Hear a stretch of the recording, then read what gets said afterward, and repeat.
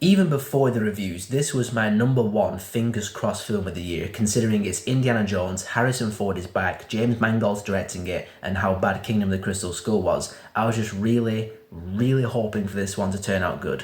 And did it? It's not Kingdom of the Crystal Skull, don't worry. But there's only one word I can use to sum up Dial of Destiny, and that's underwhelming. I can't necessarily pinpoint a lot in this film that I would deem bad. I mean, it's competently put together enough, and it's absolutely watchable. It's by no means a torturous experience. Harrison Ford is good in the film, and you can tell that he really cares about this character, and he is committed to giving a good send-off to Indiana Jones, so he doesn't sleepwalk through the film whatsoever. What made this film underwhelming for me was the plot, structure, and some of the filmmaking. You look at the story and the structure, and it's fairly standard, formulaic Indiana Jones type stuff. The good guys are trying to get to the MacGuffin before the bad guys do, and they're kind of one step ahead sometimes. Then the bad guys catch up, take all the information, then the good guys escape to another place, get some more information, the bad guys catch up again, take that information off them, and it's just kind of like that for the vast majority of the film until like the last 15 minutes or so. It just kind of goes through the motions that you expect an Indiana Jones film to go through, and it does a lot of what the previous Indiana Jones films did.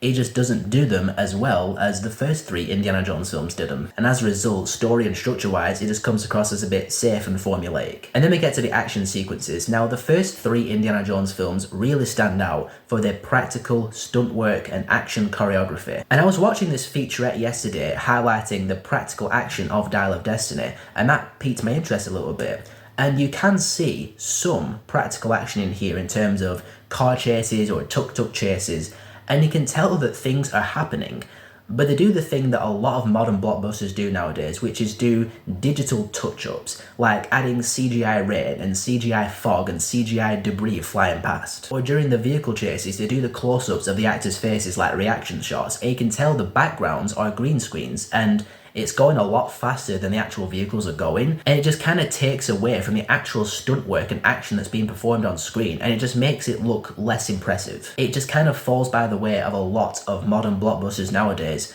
where it just has that look to it, where it looks a bit smudgy, and it just looks artificial. It looks like a production. There's even this big scene about halfway through where Indiana Jones, Phoebe Waller-Bridge, they go down into the ocean, and Indiana Jones starts kind of struggling with these CGI eels in a shipwreck.